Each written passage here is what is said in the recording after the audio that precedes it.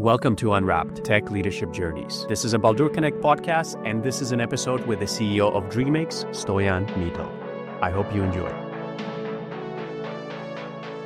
All right, Stoyan, welcome to the show. I'm very excited to have you on.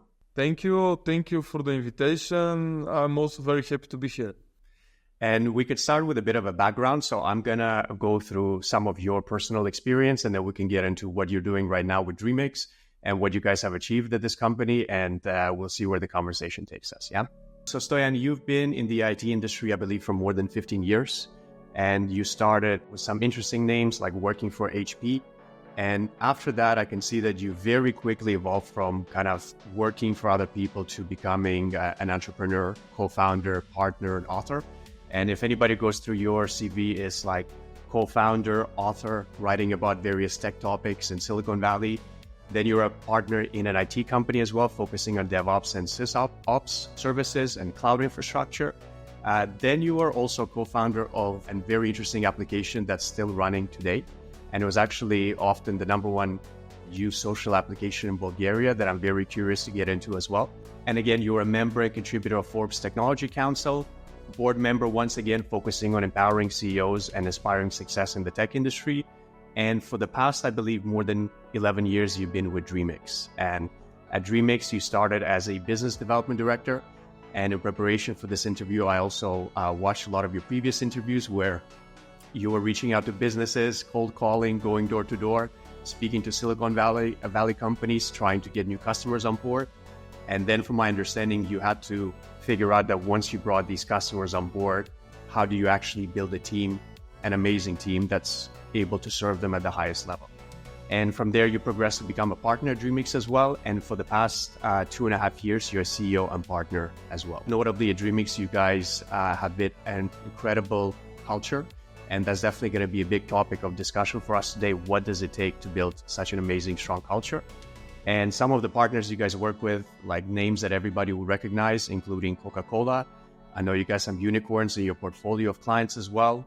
ProSieben Group from Germany, we actually work with them as well. And a lot of other clients in the healthcare industry, fintech industry, aviation, logistics, and automotive. So very excited to get into this. And yeah, could you maybe give a bit of a background in your personal words? How did your career start? And how did you make such a quick jump from being, an employee to being such an entrepreneur? Thanks for the intro, Alex. And let me share a bit more, because if you look at the LinkedIn, it might give a different perspective than what it is exactly. Mm-hmm. So even as a young kid, not sure whether the people in Germany can relate to, but being in Bulgaria in the beginning of the 90s, it was a very poor time here, after the communism, no money at all, high inflation. The people lost all of their savings because of this high inflation and everything. And because of that, having nothing, since a young age, being, let's say, 8-10 years old, we had to figure out a way to have some money in order to, have even money for some chocolate to buy, to buy a football ball, to be able to play outside and so on. So even since that age, I was like doing some hustler type of entrepreneurial stuff, picking up flowers from different neighborhoods, selling it in my neighborhood, because there were no stores back then in the city, making money out of it, picking up some lizards and animals from somewhere, selling it. So I was like doing a lot of stuff because we didn't have animal shops back then, you can imagine, pet shops. Also in the university, I've graduated from the American University here in Bulgaria, and the American education is giving you a lot of this entrepreneurial spirit. It makes you feel that it depends on you, not on someone else, in order to be successful, in order to be happy. This is the type of mentality of the US, and this is for me super important. And here I can share that I graduated the university a year later because the last year my parents couldn't pay the tuition because it was like $10,000 or something. Back then, this was huge money in my country. So this was also a learning lesson for me, not to depend even on my parents anymore in order to be able to be successful in life. Yeah. So I graduated a year later. Friends of mine paid my university. Also, the other tuitions were paid by credits and all this type of stuff. And before graduating, me and one of my best friends started a company. He graduated the previous year. I didn't graduate it yet, that was important. And we started a business that was in the extreme sports. Something like Groupon in the States, but for extreme sports only, and for things that you can do with your hands. And long story short, just to give you an example, with this person and 2 other partners there, we started 4 or 5 businesses in my early 20s. All of them failed somehow. But the interesting part is that you read my resume, I achieved success after that. This guy, who I'm also the best man to, built the first unicorn in Bulgaria. Wow. So the other 2 people, one of them also built a company that raised something like more than $100 million as an investment. So all of us became successful after this business-wise, but in a separate ways. We are still close friends, but that's the important part. Why I'm saying that? Because it may seem, that I started in HP, but I started in HP after having 2 failed companies, and I started in HP because I needed the money to pay my credit bills from the university tuition. So just wanted to give that short introduction initially, because I always had this entrepreneurial mindset, and when I will speak about the culture in the company, but one of the people that we made a partner in Dreamix, he has this saying that I believe is super nice. And he says, when you join a company, you should work in it as it is your own company. No matter whether it is your own or it doesn't, you're just an employee. Because sooner or later, if these are the right people in the company, you will become an owner there. If you work as an owner during the entire journey, that's super important as a mindset. I was also like that. When I joined Dreamix, I joined because, of course, I needed the money because I had 2 additional fails. And when I joined, we were 15 people or something. Currently, we are nearly 300. So I was the first person that was dedicated to do sales and business development. And my mindset was that no matter that I'm an employee initially, I will work as it is my own business. And no matter, as I mentioned, whether you are an employee or the initial owner, if you work as hard as an owner of the business, sooner or later, you will become a partner owner if this is the right culture and the right company. That's super important. And I see this is also what you did in Dreamix because, again, from all my research, you speak quite often about getting your team members emotionally involved in the success of the company. And of course, it's tied to their own success, but also the success of the customers. And I can see that you guys deal with your clients as if it's almost like your own family member.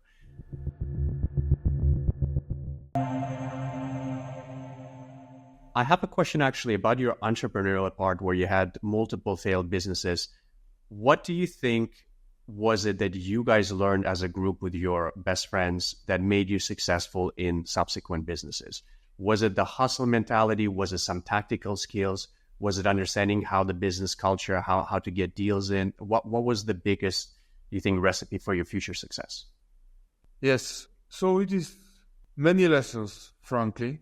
Some of them is that you have to work hard. And, everyone is speaking about this work-life balance. I believe in it, but I don't believe in it in the way that most of the people believe in it. I believe that at certain times of your life, you work more than you, let's say, go party, or at certain times you spend more time with your family, or at certain parts you spend more time, let's say, clubbing, going outside with friends. But at the end, this should be in balance. But it is like this throughout the years, That's important. Some macro balance over the course of your life, not a balance on a day-to-day basis. Exactly. I don't believe in balance as in the micro level of the balance, because at certain times of your life, something different is more important to you at that moment than something else. You cannot be 4 hours family, 4 hours work, 4 hours friends, 4 hours for your own or whatever, It's Definitely. impossible. But the lessons that I learned, first of all, work hard. That's super important. Because if you ask whether to work hard or whether to work smart, of course it's best to work hard and smart. But in order to learn how to work smart, you have to first work hard to get the fails, That's important. Second of all, when you start something with partners, you are not the sole owner of the business. It is very important initially to set up who is responsible for what and how much time this person can dedicate to this.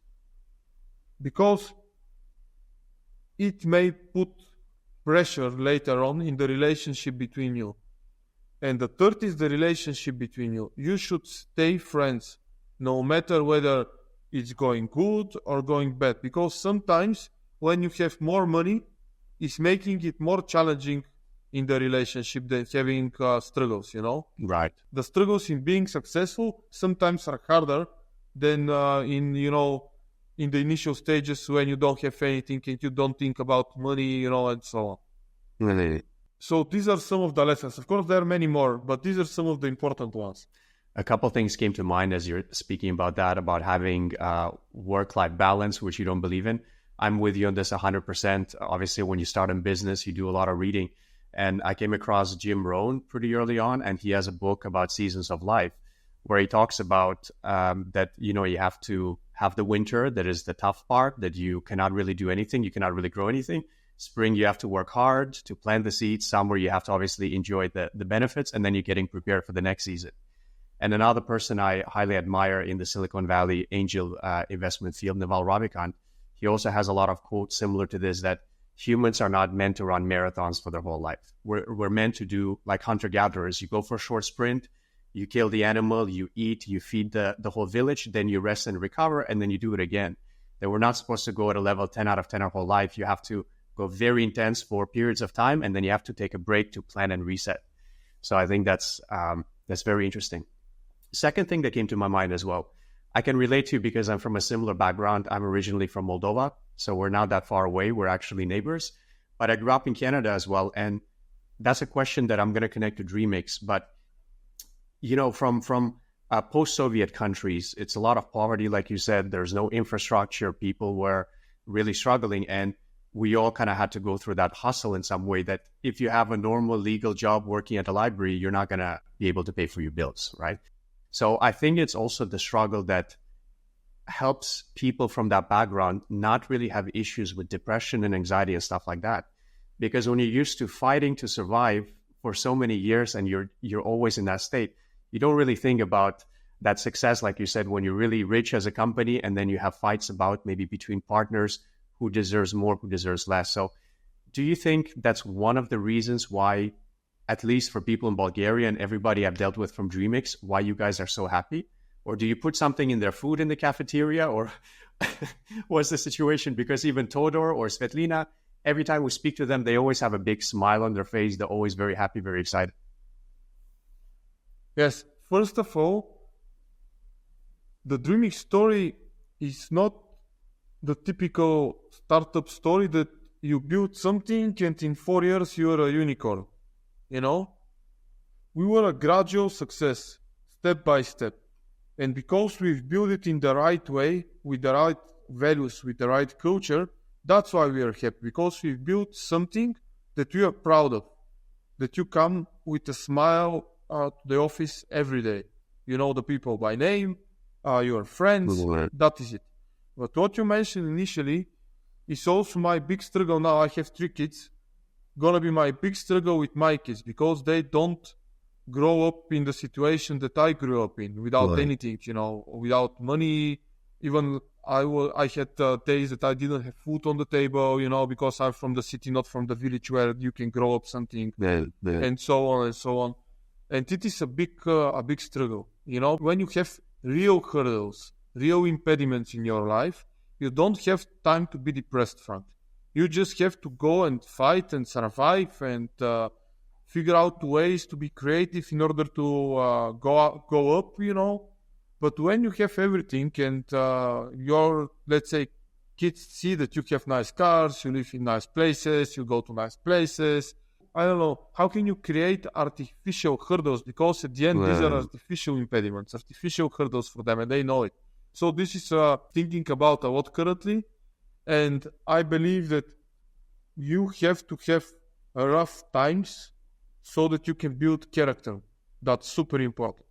Super important. And when you mention about depression, I spent 4 years in the Silicon Valley. When I joined Dreamix, after that I spent nearly 4 years in the Silicon Valley, hustling there to find the first direct clients in the US. As you mentioned, initially cold calling, knocking on doors, and so on and so on. And there, the life is different there, it's completely different than what it was here. And here it's becoming like in Western Europe, where you have everything. So building character by having impediments and hurdles is fundamental for cherishing and enjoying later on life, and not thinking about I need more, but to be satisfied, and to have this character, not to be depressed so often and whatever. How does that translate to within your business? Because you guys are in a very good position at Dreamix, and maybe we can highlight some of the things, but you had incredible growth. And I'm not talking couple percentage points year over year, but I'm talking multiples year over year. And the most incredible thing perhaps is you guys have a 95% retention rate. And I'm not just saying this because it's on your LinkedIn or somewhere, but when we spoke to some of your colleagues, and like not management, but let's say somebody in the HR, something like this, you can see it's genuinely coming from them. They don't have a gun pointed at their head that they have to say nice things about the company. And even from your own employees, the feedback I got is, we feel like we're working for the Google of Bulgaria, So how do you instill that kind of going through challenges and building characters within your company? Because times are, let's say, pretty good. Or do you look for people that have a history of going through that kind of stuff before they join the company? Okay, so this is a very big topic. There is a ranking here in Bulgaria there is one respected business media here, and we are the fastest growing company in the top 20 in the IT in Bulgaria, 47% last year, revenue-wise. We are also the one in the service sector that generates most revenue per employee. This is also very important. And the retention rate is one of the key foundations on that. Because as I mentioned, Dreamix success is gradual success, step by step. It's not that someone gave us money. We don't have outside investments. We didn't have that, we didn't have funds behind us, nothing. We didn't have connections. We were 20-something when started. The founders of the organization were still in the university when they started the company. So everything was a gradual process. And that's why this was important. Because when you have such a high attention, it means that you have people in the company that are for many years with you.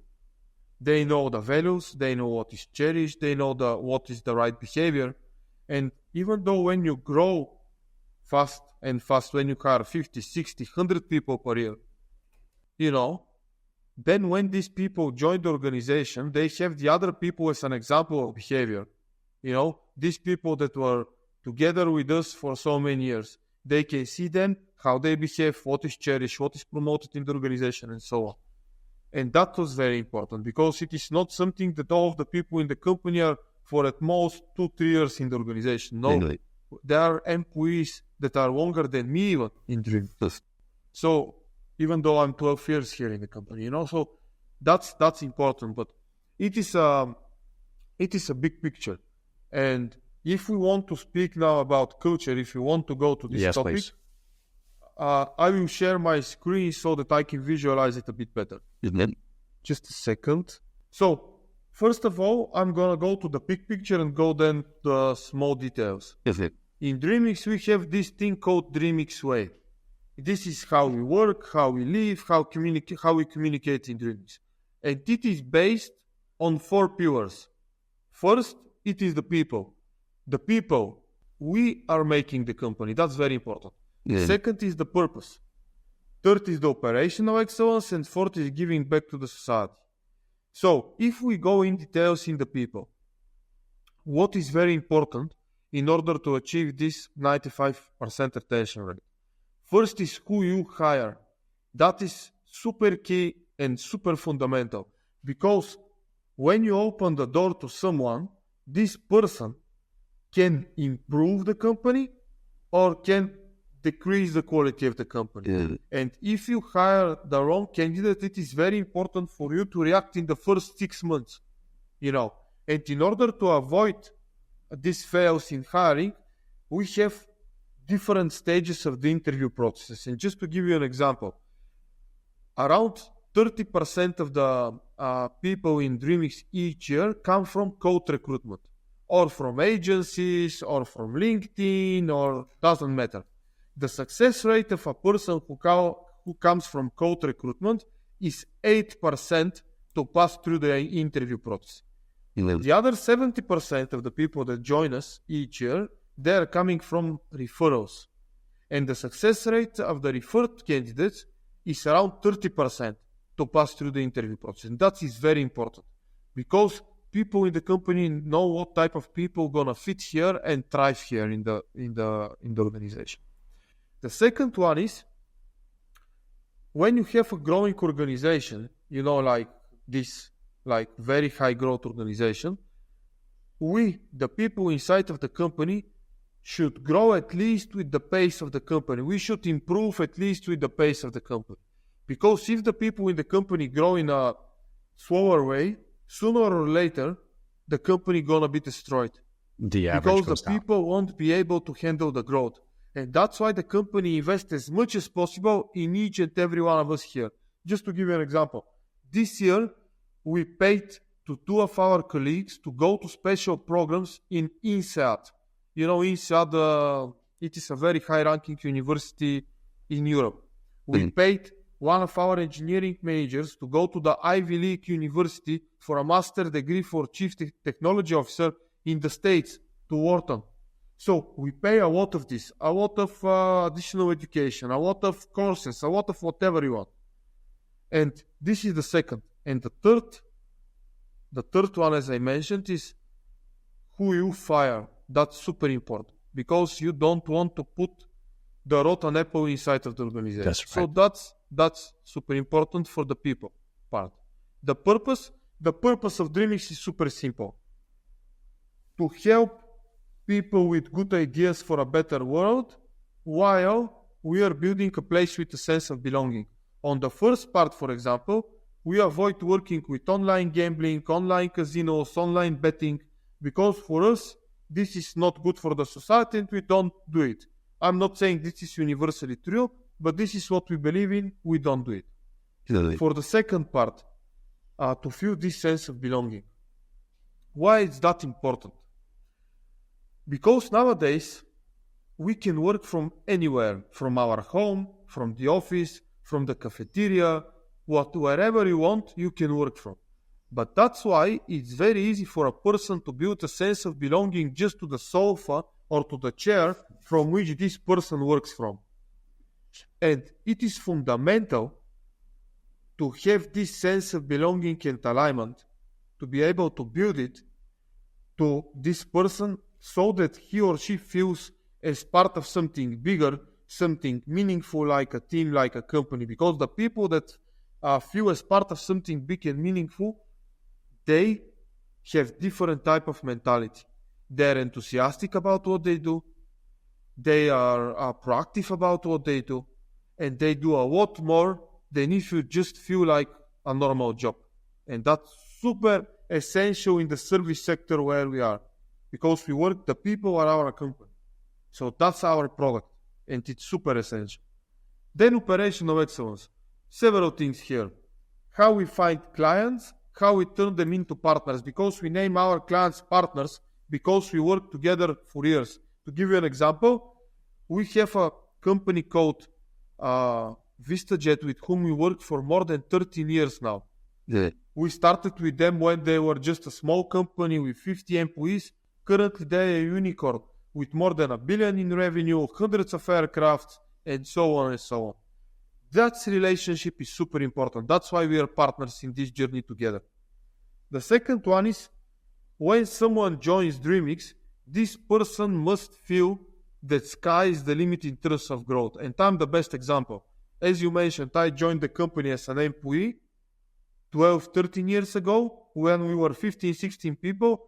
Currently, I'm the CEO of the organization, and I was one of the biggest shareholders before the deal in the Dreamix team. The third one is, what value do you provide? What we say is that we don't code for the sake of coding, but what we do is we code in order to deliver business value. This is essential in our organization. We do our jobs, our software engineering and so on to do business value. And that's why we don't have developers, we have engineers. Because the engineers are the people that ask the question, why we do it? What's the value that we want to deliver? Can't we do it in a better way? They don't just execute what they are told. They are like consultants to our clients and partners in order to deliver the best value possible. And the final one that I want to mention is that many companies are saying that their employees are their best asset. However, very few can prove it by deeds. And I can give you an example. 4 years ago, for the first time, we decided to take out dividends from the business, because before that, all of the profits we reinvested in the company. Is it? And when we decided to take out dividends, by law, only the owners were, eligible for these dividends. It was 5-6 people back then. But morally, it was not true, because dozens of people helped us in this journey to reach this part where we can take out dividends. And what we did was a rule back then that part of the success at the end of the year of the money that we made, we were redistributing it to the people that were for 3 years in the organization based on their performance. It was a performance-based bonus. 2 years ago, we decided to give 6% of the equity to everyone based on certain conditions. This person must be at least senior, should be at least for 2 years in the company, and so on. So we're doing all these things in order for the people to see that when there is success, they should feel the benefit of it. Of course, when there is hard times, they should also feel it, because this is how you are building a strong culture and team together. And the last one, giving back. This is key, fundamental part of the Dreamix journey, and we are doing 3 things mostly. First, we donate 1% of our revenue yearly, but we don't donate it where I say to be donated. We have an internal portal where every person gets 30 euros per month to this portal, and this money can be donated to causes that every person in Dreamix can suggest there. And also, if you put your own money, not this 30 euros, the company is doubling it. Wow. That's very important. And the second very important is teaching. 30% of our people teach at universities, at private academies, because this is one of the best ways you can give back to the society. And the third one is support the communities, the tech communities most. We do Java conferences, Java newsletters, a lot of things. Hackathons as well. The Dreamix way, and this is part of the culture that I wanted to share.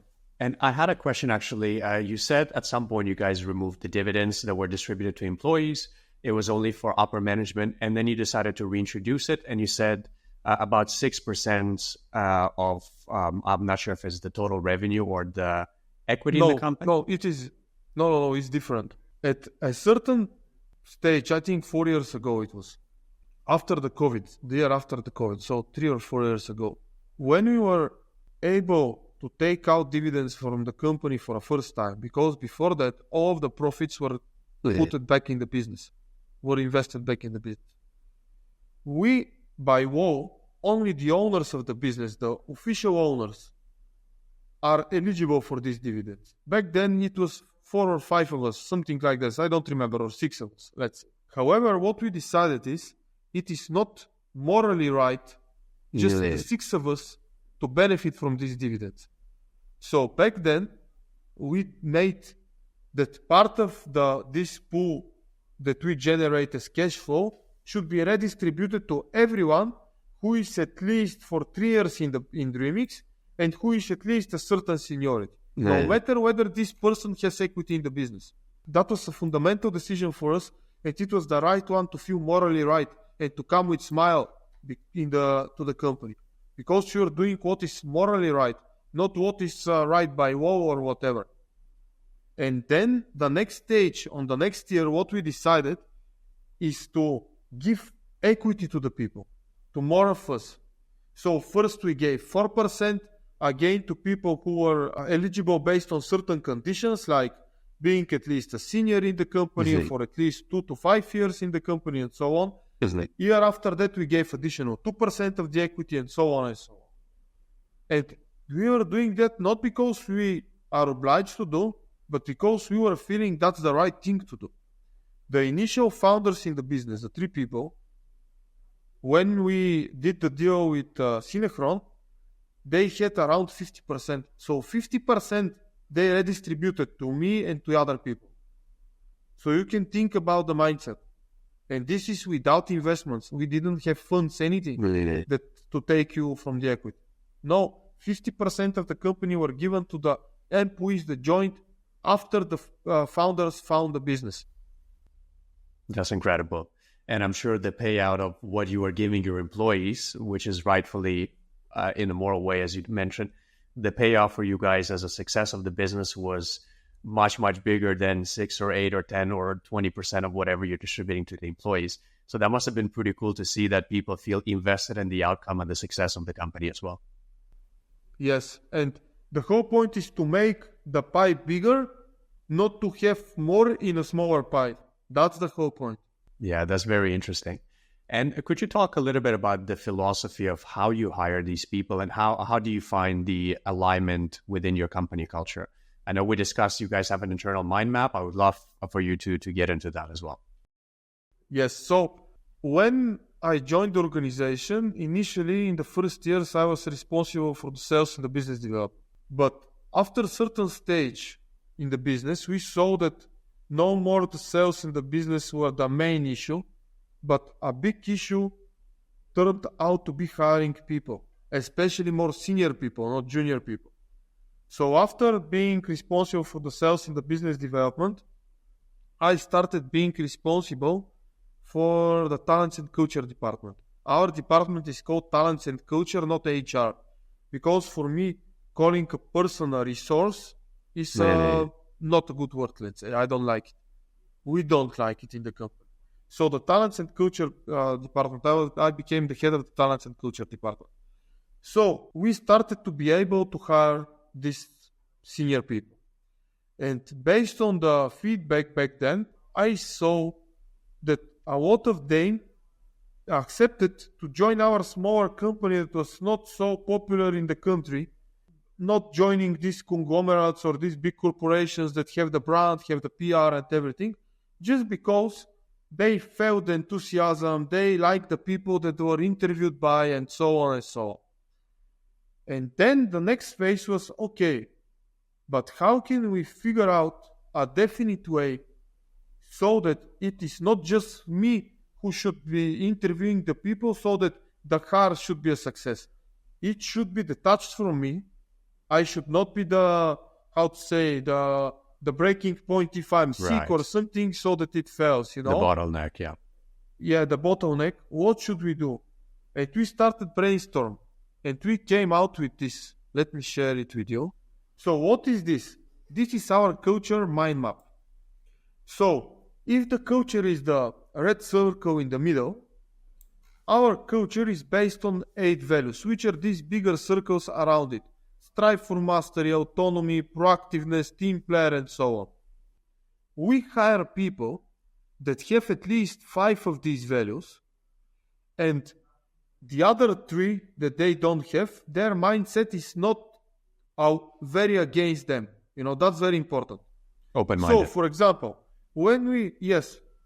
example, how you can figure out in 2 interviews, because we have 2 interviews, one talents and culture interview that is around an hour, and one technical interview that is around 90 minutes, but the people that are doing the technical interview also look for these values here. So, how? we have this thing that you should ask questions that can give you these qualities, that can show you these qualities in the candidates. Not they say I'm a team player, but they should give you examples of activities that they have done that it proves that they are team players. And the smaller circles that the people see here around the values, what are these?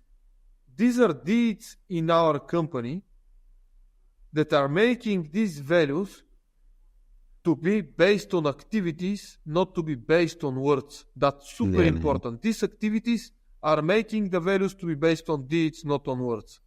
Because our culture is based on what we do, not what we say. And that is fundamental. And when we interview people, we want to see that the values in them are based on what they have done so far, not what they are saying to you.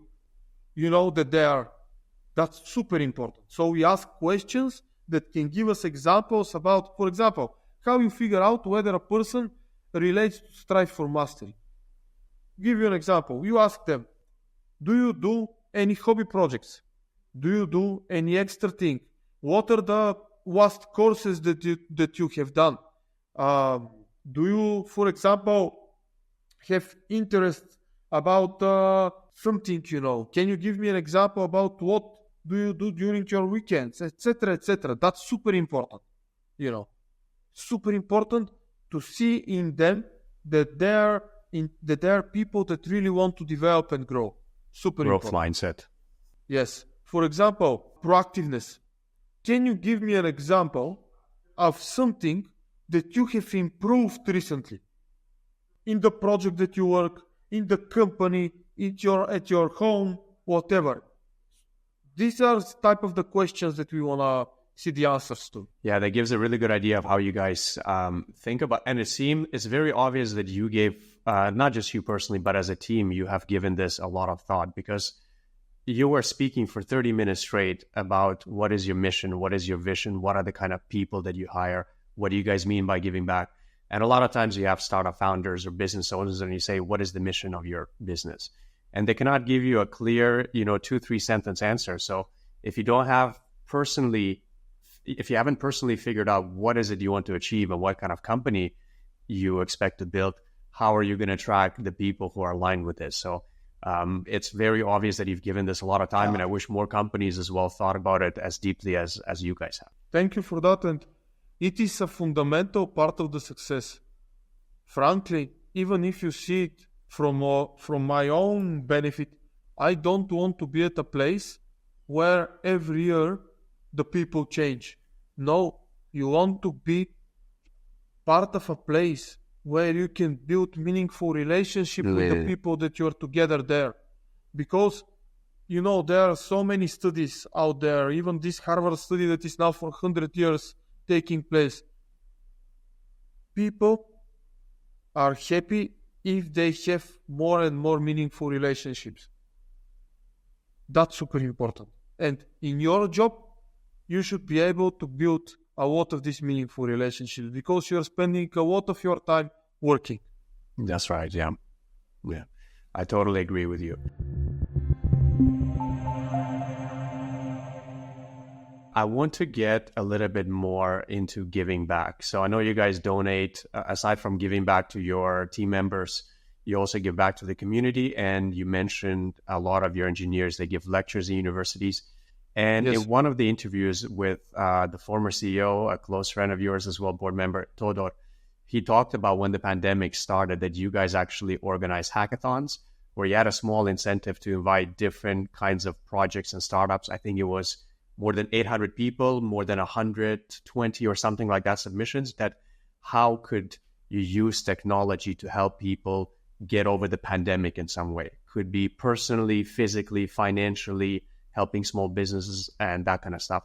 So I thought that was extremely interesting. And I think some of those projects turned out to be quite advanced and quite high level, quite successful. So talk to me, what else do you guys do on the giving back side of things? First of all, you mentioned teaching. This helps our people to grow also, because you are really good at something when you are able to explain it in simple words. That's super important. Second of all, even now, the macroeconomic situation in the IT sphere is not very nice. You have AI, ChatGPT, all these co-pilots and whatever. Now it's very hard for a junior person to get a job. All of the companies now, if they hire, they want someone senior, whatever. However, just to give you an example, in our second office in Plovdiv, this is the second biggest city in Bulgaria, currently there is an internship program. People from the office there that are teaching in the universities are giving from their free time to teach 10 junior guys, how to code, how to become software engineers. And at the end of this program, we are hiring the best ones. Even there, if there is no project for them or whatever, because this is also a mission to give chance to an ambitious, smart, young individual, even at a hard time, to have a career, to be able to build a career. Because careers and being able to feel valuable, that you're building value for someone, for the world, for the society, makes you feel happy. I cannot understand even how it's possible you not to do anything. You don't feel valuable like that to the society. So this is one thing. We have done so many different stuff. I personally co-founded the most successful social application called Citizens in English, graduated in Bulgarian. And it was the most successful social application in my country. And the mission there was to build a more proactive, polite, and responsible citizenship here in Sofia and in the other cities in Bulgaria. All of us, Todor, for example, the one that you mentioned, the previous CEO, he is really into ESG stuff, and so on and so on. So we're doing a lot of things, Frank. Yeah, and I'd like to talk more as well about that application, Grajdaniti, if I'm not mistaken. If my Cyrillic is still good. I thought it was very interesting that, correct me if I'm wrong, but basically people download the app, and if there's any issue, could be something as simple as like the infrastructure in the city, potholes or some parking spaces that are not labeled properly, where let's say there's disability parking that the logo is erased and nobody can see it, and maybe somebody who's disabled who needs that extra space cannot get out of their wheelchair or something like that, right? So talk to me a bit more. Yep. What are the most surprising or the most interesting outcomes of that application, and how people use it, and how you notice it improve kind of day-to-day life in these different cities? Oh, it's a huge topic. Just to give an example. Maybe just some highlights, I spent 8 years of my life working around 20 hours per week without any money for it. And I was the happiest person. Because with this type of work, you feel that you bring so much value. You build communities, you improve the city that you live at. You are doing something that is here, super important in order for me personally and for the rest of the people to feel happy. Just to give you several examples. So the app, simple terms, is what you mentioned. You can report problems in the city, whatever, but also you can put where you live, for example, the exact address of where is your house or apartment, and you start get notifications also if the electricity gonna be stopped, the water gonna be stopped, if there are problems around you, if there will be road construction work and some roads gonna be closed. So you get informed about that.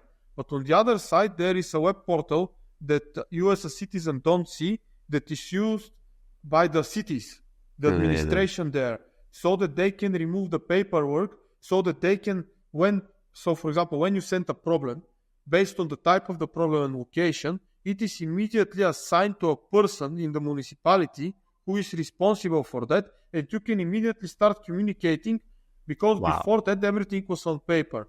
They have to send you paper letters, you have to respond via paper letters, total bullshit. And half of the work of these administrators in the municipality was just paperwork, and they couldn't solve the problems because they have to fill so much paperwork. So this is the brief. But it started, this This is such a funny story, It started just as reporting problems on the roads, violent driving, aggressive driving, parking on the sidewalks, whatever. Because we didn't have any marketing budget, whatever, it was just word of mouth. And because this is a big issue in Bulgaria with this aggressive driving and whatever, the people started downloading the app. And we mentioned that when you take a picture of a violation on the road, it immediately go to the traffic police and this person gonna be penalized. But it was not like that, because we checked all of the pictures, because someone can do some dirty picture, Right. and send it to the police. So we have to check that and then resend it to the traffic police. And in the first 2 days, we got a response from the traffic police that we blocked their emails because we sent so many signals that their inbox was full. They could not accept anymore. It was crazy. So we went there, made a meeting, started a process. Then later on, a small part of the problems were abandoned cars. And these abandoned cars were left on parking spots. And the parking spots are something that is very valuable here in Sofia especially. So these cars should be removed from there and used by normal cars that are the people that are driving the cars. So, and these these abandoned cars, the responsibility was not for the traffic police, but it was a responsibility of the municipality. So this is how we entered the municipalities. And again, the process there was like a year before removing the car, paperwork to inform the owner of the car, whatever. What we did, just to give you an example, is to digitize their initial process. Because when we started working with traffic police, they were using MS-DOS, no Windows even back then. You can imagine. This was crazy. Everything was paper. In the municipalities, again, only paper. So we did something super, super simple. In the cloud, in the Google Drive, we created a Google spreadsheet where we were putting all the signals with links. And the signals there were editable only by us or by the responsible official in the municipality.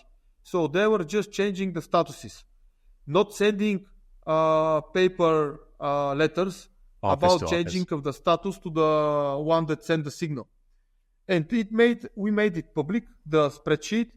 And this is how the people started to get informed. This is how we removed a lot of paperwork for the people that are working in the municipality. And then one of the mayors came to us and said, guys, this is so good. Why don't you do it for every signal, any signal that we are responsible to in the municipality? And I was like, no, that's crazy. I cannot do it in a spreadsheet. This is how we've built this web portal later on. So it was again a gradual process, a gradual. And we had these meetings once per quarter, or I don't remember exactly the sequence, of the community, of the people that are sending the signals, together with the people from the municipalities, together with the people in the traffic police. You are putting them together, speaking about it. And this is how you build a community of citizens. It was such a nice job. I was so motivated to do it. Yeah, that's definitely... Even without any payment or whatever. You feel a great sense of accomplishment for sure. And I love what you guys did. I love where people find ways to use technology to solve real life problems, because a lot of times, governments, they're not very good at distributing money that they collect from taxes and stuff like that. And when you started talking about this, especially the pothole situation, it reminded me, maybe our video editor can put it in afterwards, but there was a guy, I think he was in the UK, and he was an artist. And he was complaining that in his municipality, the government wasn't fixing the roads, and it was getting worse and worse and worse. So what he started doing, he took the chalk and he started going the roads where you see big potholes, and he'd draw obscene images of like men's genitalia, basically, right? So you had massive penises on the road, pretty much, right? And it was so cool, the art itself, because the way he'd draw it is very detailed, but it was so embarrassing for the city because people would take pictures and they would share it. Eventually, the city felt so embarrassed that they went in and fixed the potholes. So I love this approach that you're using a technological solution for an infrastructure problem. That's amazing to see. But more important in this example is even what you mentioned, that this person didn't just complain. That's he right. went there and did something. artwork, whatever it is, but he did something. And that's the mindset. It depends on us. When we are not satisfied with something, we go and fix it. We go and try to do something about it, not just complaining and then getting depressed, Go and do something. Yeah. And that's why there is a saying, people should stay busy. When you are busy, there is no time for depression or whatever it is, in my opinion. I agree with you 100%.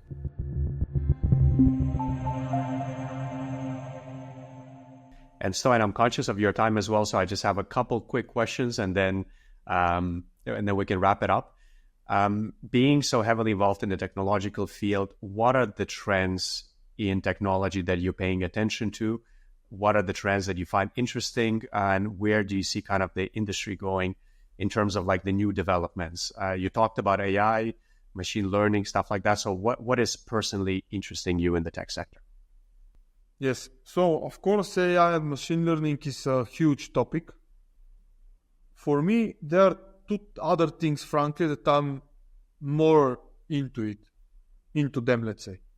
First of all is the business itself, because currently the AI and the machine learning, I don't want to say bad, but there is no so much practical business impact coming from them. If we don't count, let's say, searching about something and giving you descriptions about something, but practical impact, it's gonna come in the next years. But security is a huge issue now, in my opinion. Because of all this data, all the things that you do, you don't know who's done it because of the AI. This is gonna be, in my opinion, a huge concern. Security in the way software has been built. Security also in the way what you look at, what you read, what type of materials influence you because you don't know the author. A lot of these things going to be generated by the AI. So this is going to influence a lot of our society. So security also in that sense. And this for me is huge in the next years, especially for the younger people that haven't been without a phone in their hands, I'm quite heavily involved with blockchain companies as well. Like we help quite a few Web3 companies hire. And a lot of like the really young, talented developers are in that sphere because they're pro open source, they're pro transparency. And in the blockchain industry, I think they came up with some clever solutions like ZK Syncs and ZK Snarks. And I think they're doing more broad applications where basically the internet, any information is going to be able to be verified with real-time data on chain, whether that's connecting like research publications and not just quoting some research from 100 years ago that cannot be reproduced, but actually quoting recent research that has been reproduced by many laboratories or real-time data. So have you looked into any of that stuff, or what do you think are some of the solutions for these privacy, security, and let's say truth concerns online? Yes, so blockchain is an example of something that is also has to find, the technology has to find its true impact to more people, not just to the enthusiasts. Because also there are not so many practical implications in the businesses, in the governments and so on, but I believe there will be. Also, I'm a big fan of Bitcoin. This is my thing, but this is a different topic. But what you asked is a huge question. Huge. Even if you think about this company called Wiz, the fastest growing B2B startup ever, 500 million ARR in 4 years just. They are into the security, in securing your code in the cloud. And this gonna be there will be a lot of unicorns in the future that gonna be able to secure your information, what you read, what you do as a work and whatever, because it is very easy, especially now when there are so many elections this year all over the world, to be manipulated with materials that were created that are fake, but no one now thinks about, is it fake, is it not? Or there are two things. You don't think about it anymore, or you think that anything is fake and you cannot trust anyone, which is bad for the democracy at all. So this influences how we think, how we communicate. If you think about it even further, there in many countries now in Western Europe, especially in the States, people that are, let's say, supporting different parties, they even don't talk to each other. They don't want to hear. There is no debate about, to hear the other story. And this came because of the social media and the content there that influences a lot. And you talk about elections. To me, it seems like the most obvious solution. Why hasn't somebody created a blockchain application for voting in elections in the government?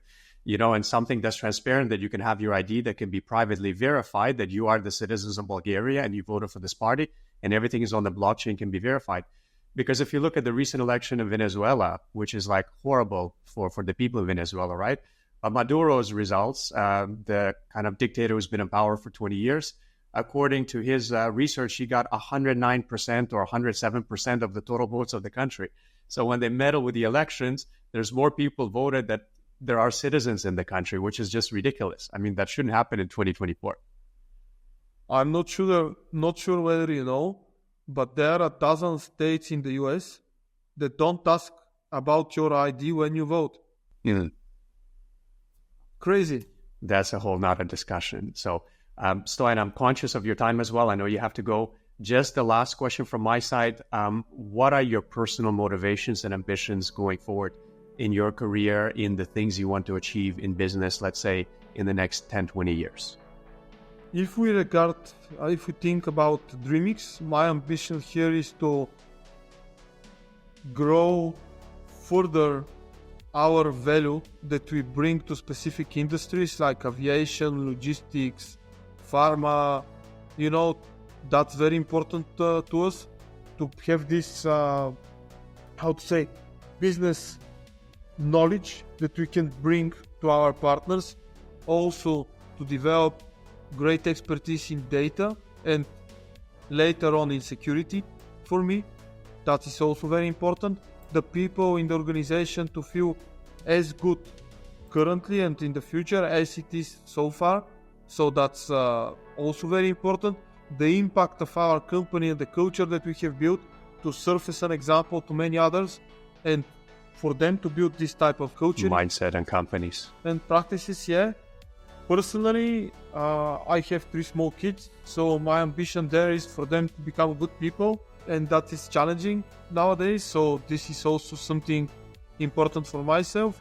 I'm also personally with a lot of ideas that are also outside of the tech sector, so I have a lot of things that I'm gonna do there. Let's say one of the things that I really love is football, so I may start doing something there. Also construction and development, so let's see. I'm curious to see where life takes you, and look forward to catching up with you in person very soon. Thank you, Alexander. It was a pleasure. Likewise. If you have any further questions, I'm open also to discuss, and thanks a lot for that. Thank you so much, and we're going to link everything you talked about, including Dreamix and how people can find you, in the show notes as well.